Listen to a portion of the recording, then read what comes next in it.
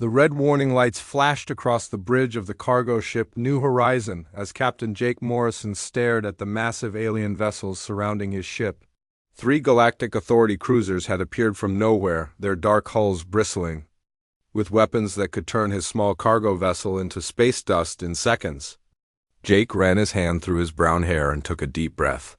He had been running cargo between human colonies for 15 years, but he had never seen ships like these up close. "Captain, they are demanding we power down our engines and prepare for boarding," said Amy Thompson from the navigation station. Her voice was steady, but Jake could hear the worry underneath. Amy had been with his crew for 3 years, and she never got rattled easily. The fact that she sounded nervous made Jake's stomach tighten. "Do what they say," Jake ordered. "Lisa, shut down all non-essential systems. Paul, Kevin, get up here now." Lisa Rodriguez looked up from the engineering console where she had been monitoring their cargo hold sensors. Her dark eyes met Jake's, and she nodded. Lisa was the best engineer Jake had ever worked with, and if anyone could keep their ship running during whatever was about to happen, it was her. She began powering down systems with quick, practice movements. Paul Chen emerged from the medical bay, his medical kit still in his hand.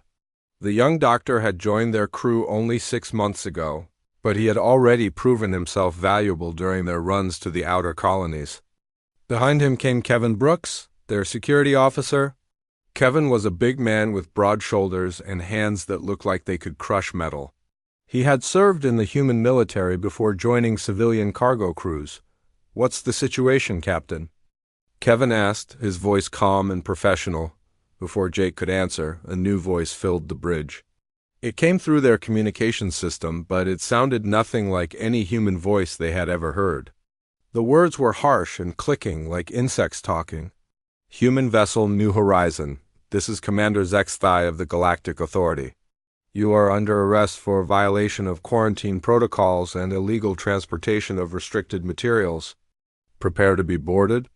Any resistance will result in the destruction of your vessel." Jake pressed the communication button. "Commander HFY, this is Captain Morrison. We are not resisting. We are powering down our engines and preparing for your arrival. Can you tell us what specific charges we are facing?" The alien voice came back immediately. "You entered the Vega 7 system 17 standard days ago. That system is under quarantine due to dangerous biological contamination. You also carry materials that are restricted under Galactic Authority Regulation 847B. You will be transferred to our vessel for processing." Jake looked at his crew. They all wore the same confused expression he felt. The Vega 7 system had been their last stop, but there had been no quarantine warnings in any of the navigation data they received. They had delivered medical supplies to a human research station there, just like they had done dozens of times before. "Captain," Lisa said quietly, "I ran a full scan of our cargo before we left. Vega 7, we are carrying standard medical equipment and some mineral samples the researchers asked. U.S. to transport to Earth, nothing that should be restricted." Jake nodded. But he knew it did not matter what they thought they were carrying. The Galactic Authority had ships with weapons pointed at them, and humans had learned long ago that arguing with superior firepower was usually a losing strategy. The boarding process happened quickly. The alien ships used some kind of technology that Jake had never seen before. A bright blue beam connected their ship to the largest Galactic Authority vessel, and suddenly alien soldiers were materializing on their bridge. Jake had read about transportation technology, but seeing it happen in front of him was incredible and terrifying at the same time. The soldiers were not like anything Jake had expected. Commander HFY was tall and thin, with 4 arms and skin that looked like it was made of green metal. His head was shaped like a triangle, and his eyes were huge and black. The other soldiers were different species, some covered in fur, others with skin like reptiles. They all carried weapons that hummed with energy. "You are Captain Morrison," Commander HFY said. It was not a question. "You and your crew will come with us. Your ship will be impounded as evidence." "What?" "About our rights?" Kevin asked, stepping forward. "Under human law, we have a right to know the specific charges against us and to contact legal representation." Commander Zexthai made a sound that might have been laughter. Human law does not apply here. You are now under galactic authority. Jurisdiction. You have no rights except those we choose to give you. Jake felt anger rising in his chest, but he pushed it down. Getting angry would not help his crew. Where are you taking us? You will be processed and transported to detention facility Omega-7 to await trial. The facility is designed to hold criminals from all species in the galaxy. You will find it quite secure. As the aliens began to escort them off their ship, Jake took one last look around the bridge of the New Horizon. The ship had been his home for more than a decade. He had bought it with money saved from years of working on other people's vessels, and he had spent countless hours upgrading and maintaining it with Lisa's help. Now it was being taken away, and he did not even know why. The transportation process was disorienting. One moment Jake was standing on his own bridge, and the next he was in what looked like a holding cell on the alien ship. His crew was with him, all looking as confused and worried as he felt. "Captain," Paul said, "what do you think they really want?" Jake looked at the smooth metal walls of their cell. "I do not know, Paul, but I have a feeling we are about to find out what galactic justice looks like." The journey to detention facility Omega-7 took 3 days, and Jake Morrison spent most of that time staring out the small window in their holding cell. Space looked different when you were a prisoner. The stars that had once represented freedom and adventure now seemed cold and distant. His crew tried to stay positive, but Jake could see the worry in their eyes growing stronger each day. When they finally arrived at the prison, Jake was not prepared for what he saw. Omega-7 was enormous, easily 10 times larger than any space station he had ever visited. It was built in a series of connected rings that rotated slowly around a central hub. The whole structure orbited a dead star that gave off an eerie red glow. The sight of it made Jake's stomach sink. "Welcome to your new home," Commander Zexthai said as he led them from the transport ship. "Warden Krilthik runs this facility, and he does not tolerate troublemakers. Follow the rules, and your stay here will be bearable. Break them, and you will discover that there are worse things than death." The processing area was a nightmare of alien bureaucracy. Jake and his crew were separated and taken to different stations where various alien species poked, prodded, and scanned them. The medical examination was performed by a creature that looked like a walking tree with too many eyes. It spoke in a language Jake did not understand, but its meaning was clear when it jabbed him with needles and took samples of his blood.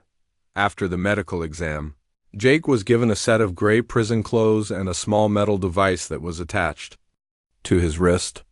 The device beeped softly and displayed symbols that he could not read. "That is your behavior monitor," explained a guard who looked like a giant lizard. "It tracks your location, monitors your vital signs, and records your interactions with other prisoners. Good behavior earns you points. Bad behavior costs you points. Points determine your privileges." Jake was then escorted through the main corridor of the prison. The place was like a city inside a space station. Aliens of every description walked, crawled, floated, and slithered through the corridors. Some were huge and covered in fur, others were small and moved like liquid. A few looked almost human, but their eyes or skin colors gave away their alien nature. The prisoners he passed stared at him with curiosity. Jake realized that most of them had probably never seen a human before. He tried to walk with confidence, but inside he felt very small and very alone. His cell was in Block C, which the guard explained was for moderate threat prisoners. The cell was small but clean, with a bed, a desk, and a small area for personal items. His cellmate was already there when Jake arrived. "You must be the human," the alien said in accented but understandable English. "I am Voxmar. I have been waiting to meet one of your species." Voxmar was about Jake's height but much thinner. His skin was blue-gray, and he had large eyes that seemed to take in everything at once. He wore the same gray prison uniform as Jake, but he had somehow managed to make small modifications to it. "How long have you been here?" Jake asked. 2 years by human time measurement," Voxmar replied. "I was convicted of stealing information from a government database on my homeworld. What brings a human to our little community?" Jake explained their situation, and Voxmar listened carefully. When Jake finished, the alien nodded thoughtfully. Quarantine violations and restricted materials. Those are serious charges in galactic law. The authorities do not like it when people go places they are not supposed to go or carry things they are not supposed to carry. But we did not know about any quarantine, Jake protested. And we were just transporting medical supplies. Voxmar smiled, showing teeth that were too sharp. Ignorance is not a defense in galactic law. And medical supplies can be very dangerous in the wrong hands. Some species use medicine as weapons. Over the next few days, Jake learned about life. In Omega 7, the prison operated on a strict schedule. Prisoners woke at the same time, ate at the same time, worked at the same time, and slept at the same time. The work assignments were based on skills and behavior points. Prisoners with good records got easier jobs. Those with bad records got the dangerous or unpleasant tasks. Jake was assigned to work in the communications center, monitoring radio traffic between the prison and supply ships.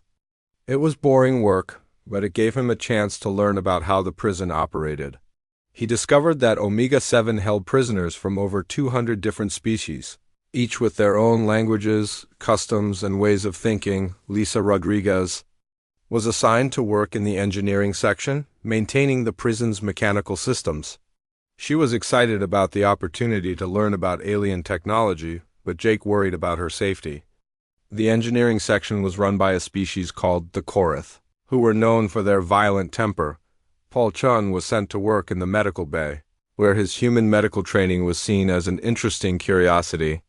The alien doctors were curious about human anatomy and asked him many questions about how human bodies worked. Amy Thompson was assigned to work in the navigation center, helping to plot courses for supply ships and transport vessels. Her knowledge of human navigation techniques impressed the alien navigators, who used very different methods to travel through space. Kevin Brooks was given a job in general security, helping to maintain order in the common areas. This worried Jake the most, because security work often led to conflicts with other prisoners. The social structure of the prison was complex and brutal. The strongest and most aggressive species ruled over the weaker ones. The Korath warriors were at the top of the hierarchy, followed by species that were either very large or very dangerous. Humans were immediately placed at the bottom scene. As small, weak, and unimportant, this became clear during Jake's first meal in the prison cafeteria. The food was designed to be nutritious for all species, but it looked and smelled like nothing Jake had ever seen before. He was standing in line with his food tray when a massive alien pushed him aside. The creature was twice Jake's height and covered in thick fur. It had claws that could tear metal and teeth that could bite through bone. It looked down at Jake and made a sound that was clearly laughter. "Little human," it growled in broken English. "You eat after real prisoners eat." Jake felt anger rising in his chest, but he remembered Commander Zexthias' warning about troublemakers. He stepped aside and waited until the larger alien had taken its food. Several other prisoners saw what happened, and Jake could see the judgment in their eyes. In their minds, he had just proven that humans were weak. That night, lying on his narrow bed, Jake stared at the ceiling and wondered what he had gotten his crew into. They were trapped in a prison with some of the most dangerous criminals in the galaxy, and they were seen as easy targets. He thought about Lisa working with the violent Korath, about Paul trying to help alien patients who might see him as inferior, about Amy and Kevin trying to do their jobs while being looked down upon by everyone around them. The key to survival, here, Voxmar said from the other bed, is to find your place in the hierarchy and stay there. Do not try to rise above your station and do not fall below it. Humans are new here, so your station is not yet determined. Be careful how you establish it. Jake turned to look at his cellmate. What do you mean? Every species here earned their place through either strength, intelligence, or usefulness. The question is, what will humans be known for? Jake did not have an answer, but he knew that whatever happened next would determine not just his own fate, but the fate of his entire crew. 3 weeks had passed since Jake Morrison and his crew arrived at Omega 7, and everything had changed in ways no one expected. Jake discovered that his greatest strength was not his fists or his ability to fight, but his capacity to listen and understand. While other prisoners spent their time trying to prove their dominance through violence or intimidation, Jake spent his time learning. He started by learning languages. Every species in the prison spoke differently, and most conflicts began because prisoners could not understand each other. Jake had always been good with languages, and he found that many alien languages followed patterns that made sense once. He figured out the basic rules. Within 2 weeks, he could speak basic phrases in 12 different alien languages. This skill made him valuable in ways he had not expected. Prisoners began coming to him when they had disputes with members of other species. Instead of fighting, which usually led to punishment and lost behavior points, they asked Jake to help them communicate. He became an unofficial translator, helping resolve misunderstandings before they became violent conflicts. The first major incident happened when a group of crystalline aliens called Zephyrians got into a dispute with some furry creatures called Wolvax over space in the recreation area. The Zephyrians communicated through light patterns, while the Wolvax used scent markers and growling sounds. Neither group understood the other, and both thought they were being deliberately insulted. Jake spent an hour talking to both groups, learning what they really wanted. The Zephyrians needed a quiet space where their light communication would not be disturbed. The Wolvax needed an area where they could exercise without their scent markers being covered up by cleaning chemicals. Jake realized that they were not actually competing for the same space at all. He suggested a simple solution. The Zephyrians could use the recreation area during the morning shift when it was quieter, and the Wolvax could use it during the evening shift when the cleaning crew had finished their work. Both groups were happy with this arrangement, and word spread quickly through the prison that the human could solve problems without anyone getting hurt. Meanwhile, Lisa Rodriguez was making her own kind of impact in the engineering section. The Korath warriors who ran the engineering department had initially seen her as weak and useless, but Lisa proved them wrong by fixing problems that had been bothering them for months. The prison's air filtration system had been working poorly for over a year. The alien engineers had tried to fix it several times, but they could never solve the underlying problem. Lisa studied the system for 3 days, then made a simple adjustment that improved air quality throughout the entire prison. The improvement was so noticeable that even Warden Krilfa commented on it, but Lisa did not stop there. She began making small improvements to other systems throughout the prison. She adjusted the water recycling system to work more efficiently. She fixed lighting problems that had been causing headaches for prisoners with sensitive eyes. She even improved the food preparation equipment so that meals tasted better for all species. The Korath warriors were impressed despite themselves. Their leader, a massive alien named Gregther, began asking Lisa for advice on technical problems.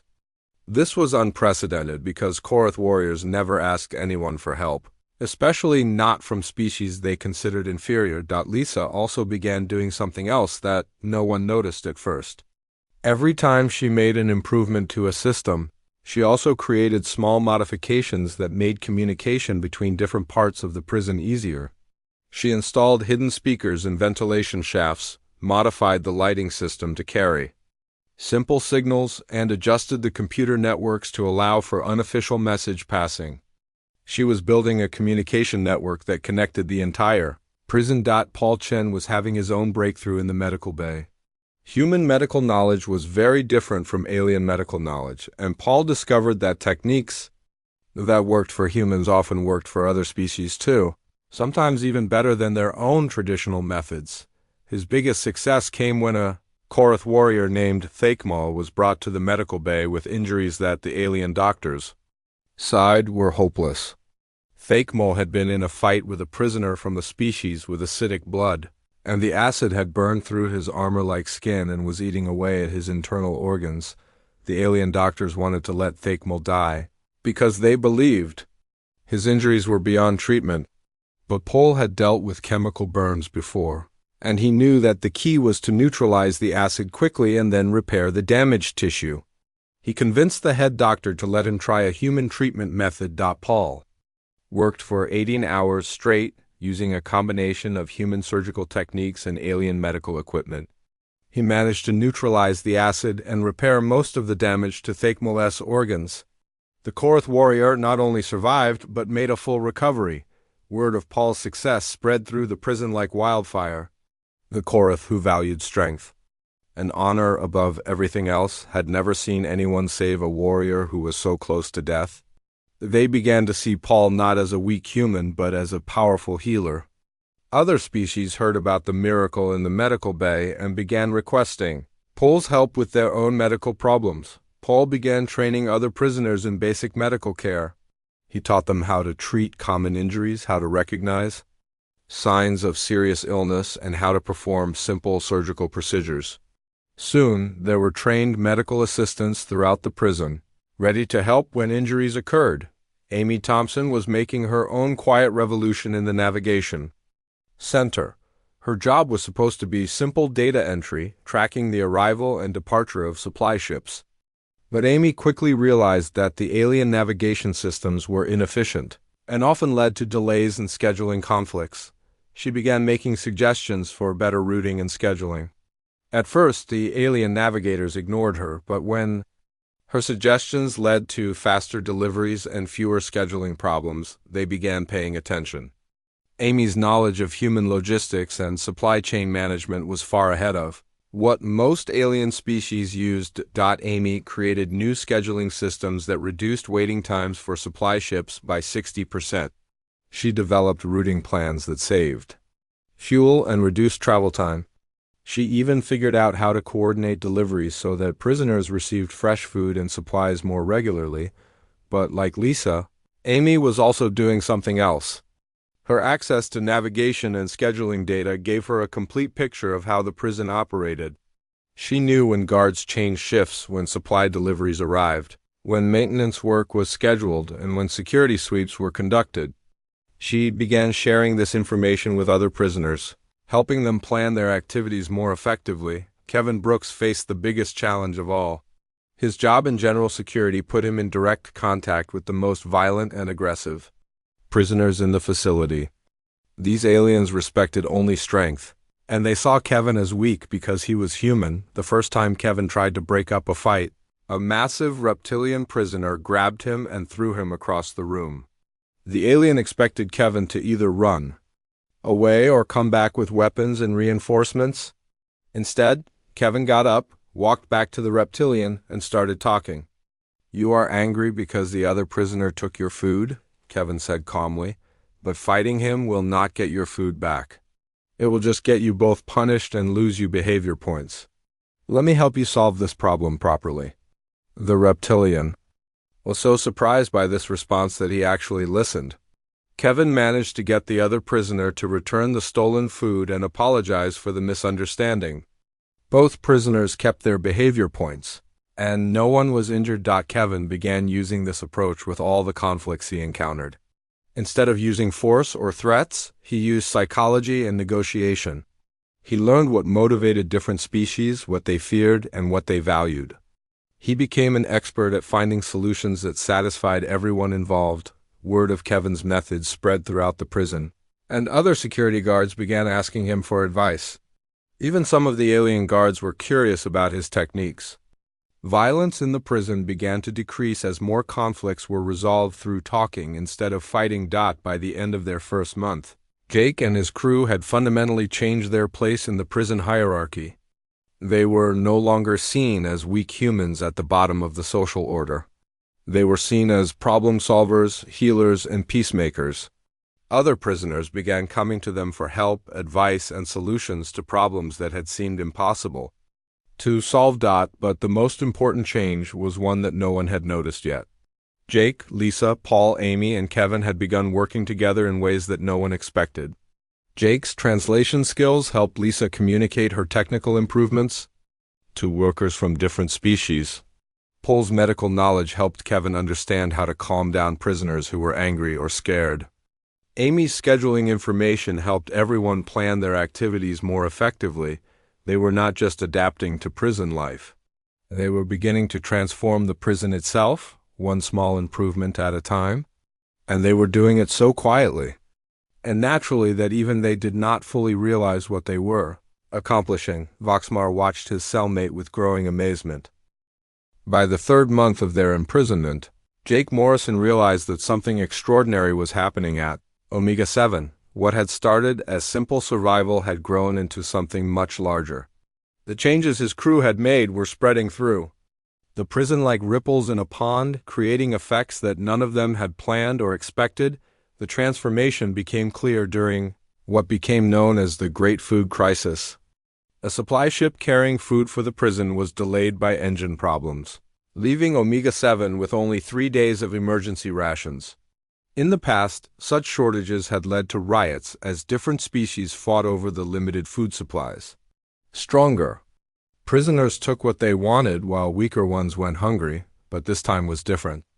Jake found himself at the center of an emergency meeting that included representatives from 12 different species. The meeting had organized itself naturally, with prisoners who had worked with Jake before bringing their problems to him, and Jake bringing together everyone who could help solve them. The Korath need more protein than most species, explained Gregthur, the massive warrior who had become Lisa's friend in the engineering section. But the Zephyrians cannot digest protein at all. They need pure energy sources. The nebuloids require gaseous nutrients that most solid food lacks, added a floating alien who communicated through changing colors. And the aquatic species need their food dissolved in specific mineral solutions. Jake listened to each species explain their dietary needs, making notes in his growing collection of notebooks. What emerged was a complex puzzle how to distribute limited food supplies fairly when every species had different nutritional requirements. Amy, Jake said, turning to his navigator, who had become an expert on prison logistics, can you calculate optimal distribution ratios based on nutritional needs rather than simple quantity? Amy nodded and began working with data that Paul had collected about different species' metabolisms. Within 2 hours, she had created a distribution plan that would keep every species healthy during the shortage. But the plan was complicated, requiring careful coordination between different food preparation areas and precise timing of meal distributions. This is where Lisa's hidden communication network proved its value, using the modifications she had made to the prison systems over the previous months. She was able to coordinate the food distribution effort across all sections of the prison simultaneously. Messages passed through modified lighting systems, speakers hidden in air vents, and computer terminals that had been quietly networked together. The result was remarkable. Instead of riots and fighting, the food shortage was managed smoothly and efficiently. Every prisoner received exactly what they needed to stay healthy, and no one went hungry. The distribution was so well organized that it actually worked better than the normal food service. Warden Krilthuk noticed the difference immediately. In his 30 years of running galactic prisons, he had never seen a food shortage handled without violence. He began investigating how the prisoners had managed such perfect coordination. What he discovered troubled him deeply. The humans had not taken control of the prison through force or intimidation. Instead, they had made themselves indispensable by solving problems that no one else could solve. Every major system in the prison now worked better because of their involvement, and other prisoners had begun depending on them for everything from medical care to conflict resolution. The investigation revealed the scope of what the humans had accomplished. Jake had established what amounted to a diplomatic council with trusted representatives from every major species group. These representatives met regularly to discuss problems and find solutions before conflicts could develop. Lisa had quietly upgraded nearly every mechanical system in the prison. Her improvements had increased efficiency by over 200% while reducing maintenance costs and breakdown rates. More importantly, her hidden communication network allowed instant coordination between different sections of the prison. Paul had revolutionized medical care throughout the facility.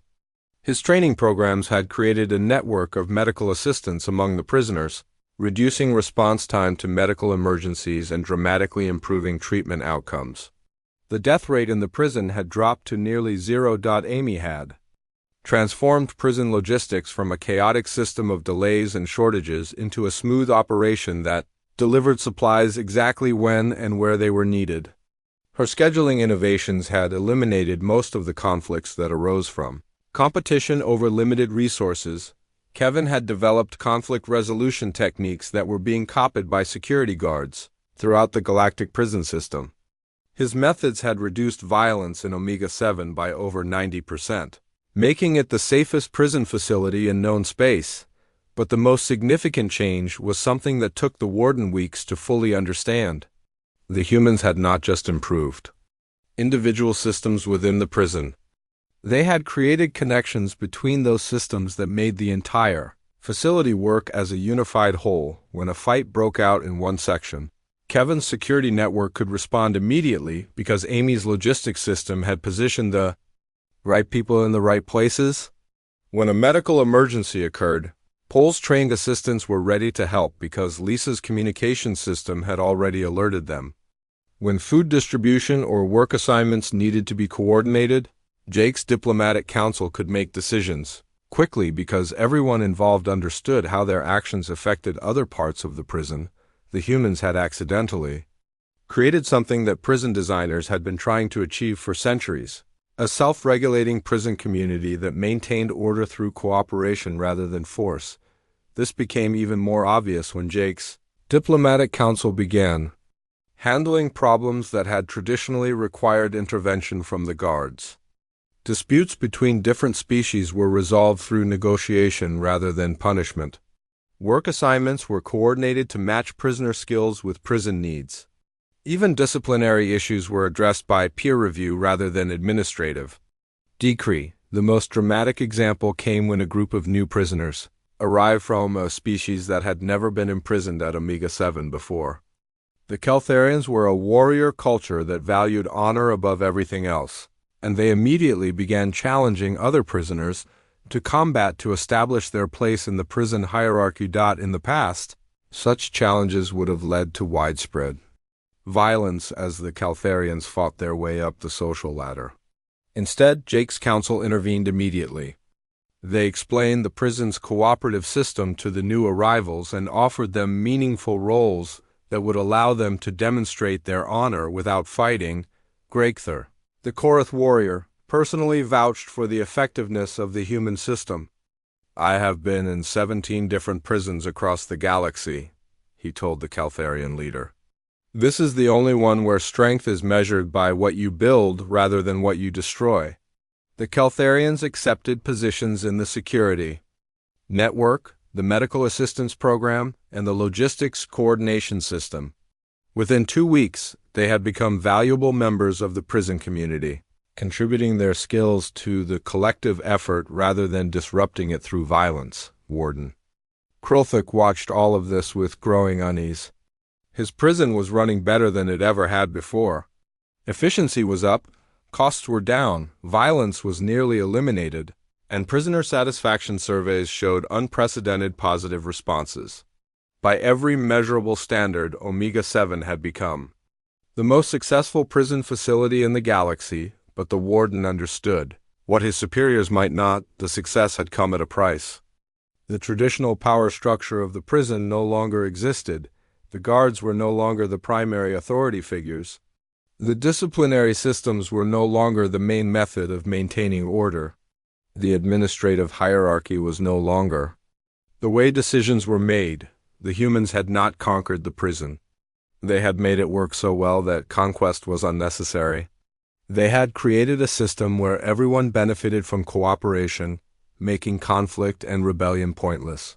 During his evening rounds, the Warden often stopped to observe the prisoners during their free time. Instead of the sullen hostility that characterized most prison populations, he saw aliens from dozens of different species working together on projects, learning from each other, and even socializing across species lines that had been barriers. For thousands of years.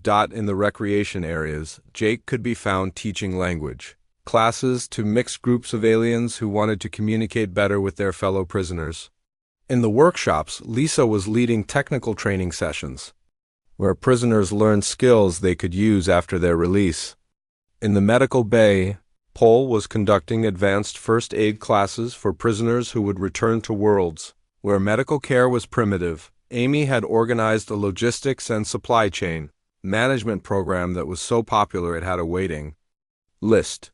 Kevin was teaching conflict resolution and negotiation techniques to prisoners who wanted to become leaders in their own communities after release. The humans had turned punishment into education, isolation into community, and despair into hope. They had accomplished something that penologists have been trying to achieve for millennia: true rehabilitation. Inspector General Vex Mora arrived at detention facility Omega-7 without warning, which was exactly how she preferred to conduct her investigations. As the Galactic Authority's top prison inspector, she had seen every kind of facility in known space, from minimum security rehabilitation centers to maximum security fortresses designed to hold the galaxy's most dangerous criminals. But the reports she had received about Omega-7 were unlike anything in her 40 years of experience. The numbers were impossible to believe. A maximum security prison with 0 fatalities in 6 months. Violence rates that were lower than most civilian communities. Productivity levels that exceeded theoretical maximums. Prisoner satisfaction scores that were higher than some luxury resorts. Either Warden Krilthuk was falsifying his reports, or something unprecedented was happening at his facility. Vexmora was a Drachneri, a species known for their analytical minds and attention to detail. Her 4 eyes could process information simultaneously from multiple sources, and her enhanced memory allowed her to spot patterns that others missed. She had exposed corruption, incompetence, and cover-ups at dozens of facilities throughout her career. She expected to find similar problems at Omega-7. What she found instead challenged everything she thought she knew about prison management. Her first surprise came during the standard arrival inspection. In most maximum security facilities, incoming officials were escorted by heavily armed guards through corridors filled with hostile, dangerous prisoners. At Omega-7, she was greeted by a diverse group of prisoners who served as volunteer guides and translators.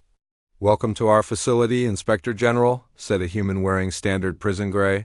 "I am Jake Morrison. I understand you would like a comprehensive tour of our operations. We have prepared presentations covering all major systems and programs." Vexmora stared at the human in confusion. In 40 years of prison inspections, no prisoner had ever greeted her personally, let alone offered to conduct a tour. "You are a prisoner here, are you not?" "Yes, ma'am. I was convicted of quarantine violations and illegal transport of restricted materials. I am serving a 5-year sentence." Jake's tone was polite and professional, as if he were a facility administrator rather than an inmate. "Then why are you not in your cell?" "I am participating in the facility's diplomatic council program. We help coordinate between different species groups and assist with administrative functions. Warden Krilthuk approved my assignment to serve as a liaison for official inspections." Vexmora made a note in her datapad. This was highly irregular, but she decided to see where it led. "Very well, show me your facility." What followed was the most comprehensive prison tour of her career. Jake Morrison led her through every section of Omega-7, explaining how different systems worked and introducing her to prisoners who demonstrated various programs and improvements.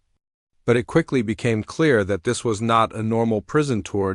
In the engineering section, she met Lisa Rodriguez, a human who had redesigned most of the facility's mechanical systems. Lisa showed her efficiency improvements that had reduced energy consumption by 60% while increasing system reliability to near-perfect levels. The alien engineers who worked with Lisa spoke of her with a respect that bordered on reverence.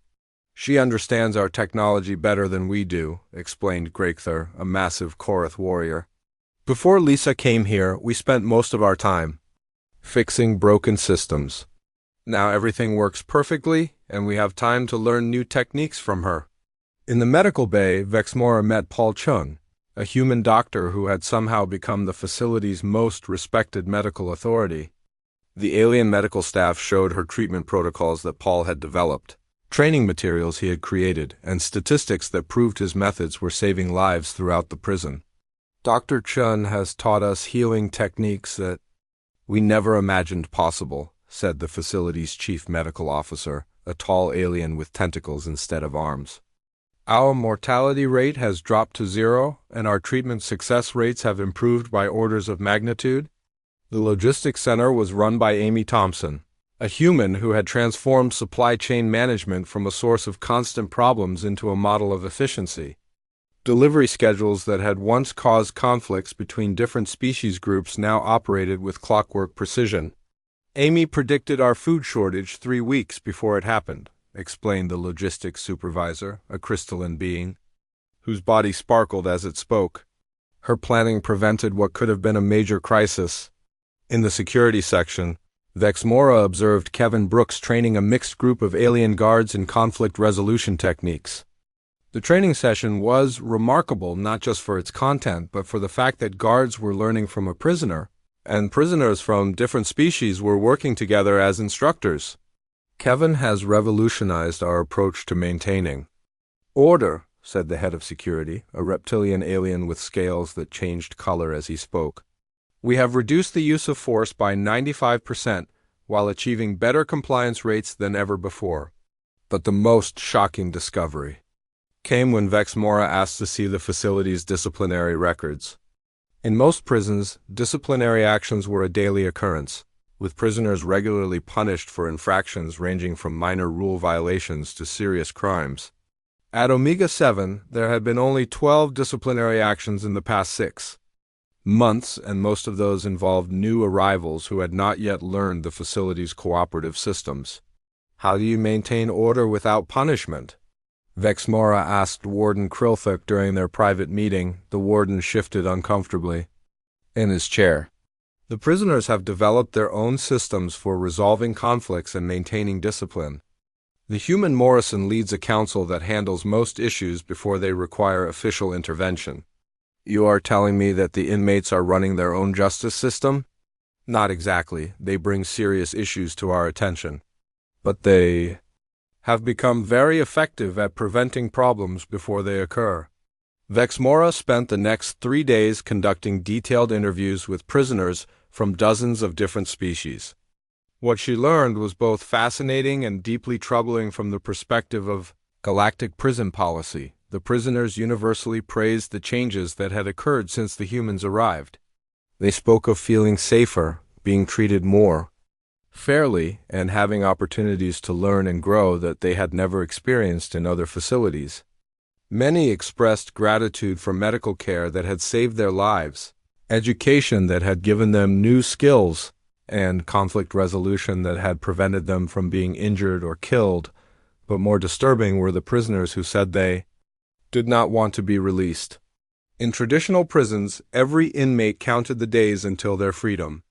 At Omega 7, significant numbers of prisoners were requesting to extend their sentences or asking to remain as volunteer workers after their terms ended. Why would you want to stay in prison?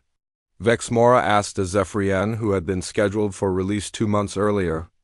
This is not a prison anymore, the crystalline being replied, its body glowing with patterns that indicated deep satisfaction. This is a community where I have friends, meaningful work, and opportunities to contribute to something larger than myself. On my homeworld, I was a criminal with no future. Here, I am a valued member of society. Similar responses came from dozens of other prisoners. They described Omega 7 not as a place of punishment, but as a place of opportunity, learning, and personal growth.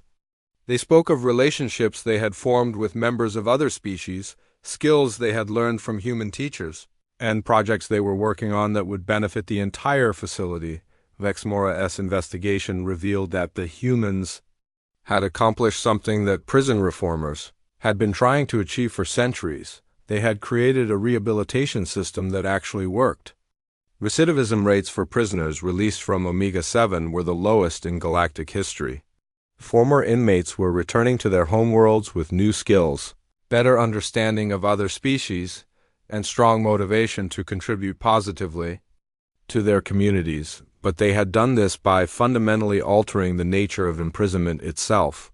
The traditional model of punishment, isolation, and control had been replaced by a system based on cooperation, education, and mutual support.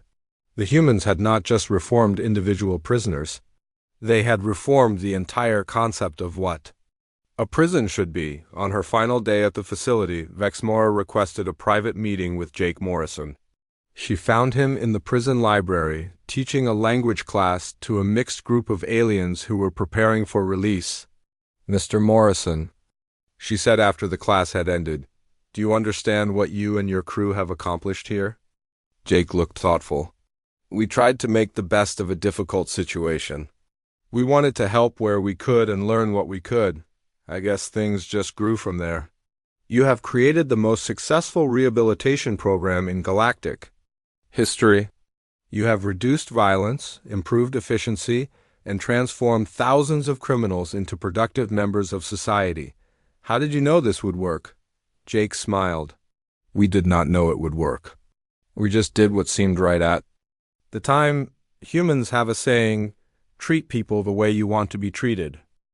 The emergency session of the Galactic Council convened on the neutral space station of Concordia Prime, where representatives from over 300 species gathered to address what Council leader Zarthik called the most significant threat to galactic order in recorded history. The threat was not an invading army, a plague, or a natural disaster. The threat was 5 human prisoners who had accidentally revolutionized the concept of criminal justice. Inspector General Vexmora stood before the assembled delegates, her 4 eyes scanning the crowd of alien faces that represented the political and judicial leadership of the galaxy. In her 40 years of service, she had never delivered a report that would have such far-reaching consequences. "Honored delegates," she began, "my investigation of detention facility Omega-7 has revealed a situation that challenges the fundamental principles upon which our justice system is based. The humans imprisoned at this facility have not escaped, rioted, or committed additional crimes. Instead, they have transformed the prison into something that no longer resembles a correctional institution." She activated the holographic display system and began showing the council the evidence she had gathered. Statistics flowed across the screens. Violence down 90%. Efficiency up 300%. Recidivism rates at historic lows. Prisoner satisfaction at unprecedented levels. "These numbers represent more than operational improvements," Vexmora continued. "They represent a fundamental shift in the nature of incarceration itself. The humans have created a system where prisoners are not punished for their crimes, but rather educated, trained, and integrated into a cooperative community." Delegate Morgoth of the Soran Empire raised his scaled head. "Inspector, are you suggesting that these improvements are somehow problematic? Surely more efficient and effective prisons are beneficial to galactic society." "The problem, Delegate Morgoth, is that Omega-7 is no longer functioning as a prison at all. It has become a rehabilitation center, an educational institution, and a diplomatic training ground. Prisoners are not being deterred from future crimes. They are being prepared to become productive members of society." A wave of confused murmuring swept through the assembly. Delegate Kexara of the Zephyrian Collective spoke next, her crystalline form glowing with patterns of inquiry. "Inspector, can you explain why rehabilitation and education are considered problems? These outcomes seem highly desirable." Vexmora had expected this question, and she had prepared her answer carefully. "The galactic justice system is built on the principle of punishment as deterrent. Criminals are imprisoned not primarily for rehabilitation, but to demonstrate to others that crime carries severe consequences. The humans have eliminated the punitive aspect entirely, replacing it with positive reinforcement and opportunity." She showed the council recordings of Jake Morrison conducting diplomatic negotiations between species that had been enemies for centuries. They watched Lisa Rodriguez teaching advanced engineering techniques to prisoners who would return to their worlds with dangerous new knowledge. They observed Paul Chun training medical assistants who could revolutionize healthcare in primitive systems. "What you are seeing," Vexmora explained, "is not just prison reform. You are witnessing the systematic transformation of criminals into educators, diplomats, and technical experts. The humans are not serving sentences. They are attending an advanced university for criminal rehabilitation. The council watched footage of Amy Thompson's logistics programs, which had eliminated resource conflicts and improved efficiency throughout the prison. They saw Kevin Brooks teaching conflict resolution techniques that were being adopted by security forces across the galaxy. Delegate Thakemur of the Korath Empire stood to address the assembly.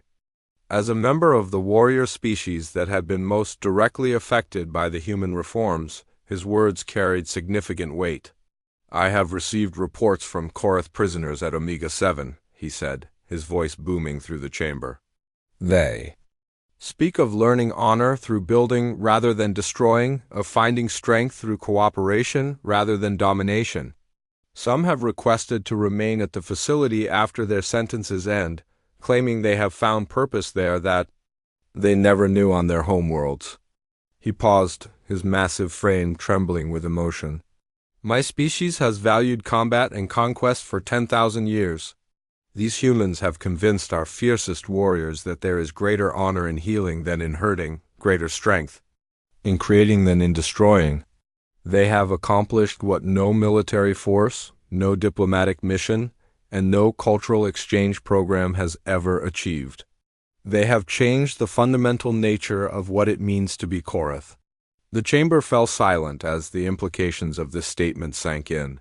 The humans had not just reformed individual prisoners. They had begun reforming entire cultures and species. Council leader Zarthik called for a recess so that delegates could review the complete evidence file. For 6 hours, representatives from across the galaxy studied Vexmora's report, watched recordings of prison operations, and discussed the implications with their advisors. When the session resumed, the mood in the chamber had changed dramatically. The initial confusion and curiosity had been replaced by something approaching fear. Delegate Vorthak of the Insectoid Collective was the first to speak. We must consider the long-term consequences of allowing this human approach to spread throughout our prison systems. If criminals begin to see imprisonment as an opportunity rather than a punishment, what will deter future crimes?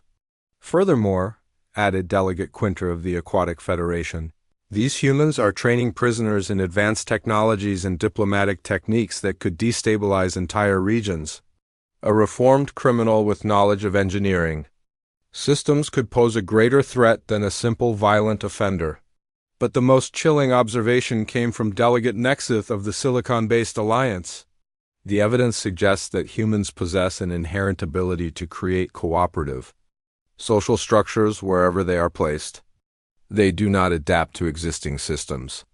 They transform those systems to match their own social patterns. This represents a fundamental threat to established order throughout the galaxy. The debate continued for hours, with delegates raising concerns about the implications of human prison reform methods. They worried about the precedent being set, the political ramifications, and the potential for widespread social disruption if human rehabilitation techniques became standard practice. Finally, Council leader Zarthik called for order and presented the Council's preliminary findings. The evidence is clear that humans represent a unique challenge to galactic judicial systems. They do not rebel against imprisonment through violence or escape attempts. Instead, they transform imprisonment into something entirely different. Something that undermines the deterrent effect that is essential to maintaining social order. He gestured to the display screens, which showed images of the transformed Omega-7 facility. The success of their methods is undeniable, but success in this context represents failure of the prison system's intended purpose. We cannot allow this transformation to spread to other facilities. The formal vote was held the following day. By a margin of 847 to 23, with 31 abstentions, the Galactic Council approved Resolution 2847 Prime, the restriction of human incarceration in galactic facilities. The resolution was comprehensive and absolute. Humans found guilty of crimes under galactic law would be subject to immediate exile to the edges of known space or execution. depending on the severity of their offenses. Under no circumstances would humans be imprisoned. Alongside other species in galactic correctional facilities, the official justification cited incompatible rehabilitation methodologies and potential for systematic disruption of established correctional protocols. The real reason, though never stated publicly, was that humans had proven capable of transforming punishment into education, isolation into community, and despair into hope. 3 days after the Council's decision, Commander Zexthai arrived at Omega-7 with orders to remove Jake Morrison and his crew immediately. Warden Krilthik met them at the docking bay, along with representatives from every major species group in the prison. "Captain Morrison," Commander Zexthai announced, "by order of the Galactic Council, you and your crew are hereby released from custody. You will be escorted to the edge of Galactic Authority space and prohibited from returning." Jake looked around at the aliens who had gathered to see them off. Many of these beings had become friends over the past months. Some had tears in their eyes or whatever equivalent their species possessed. Gregthur, the massive Korath warrior who had become Lisa's closest collaborator, stepped forward. "Jake Morrison," he said, his voice deep with emotion, "you have taught us that true strength comes from lifting others up, not tearing them down. We will remember this lesson." Dr. Velthara, the alien physician who had worked closely with Paul, presented him with a data crystal containing medical research they had developed together. "Your healing methods will save lives throughout the galaxy," she said. "This knowledge is our gift to you and your species." Similar scenes played out as Amy and Kevin said goodbye to the aliens they had worked with and trained. The farewells were emotional and heartfelt.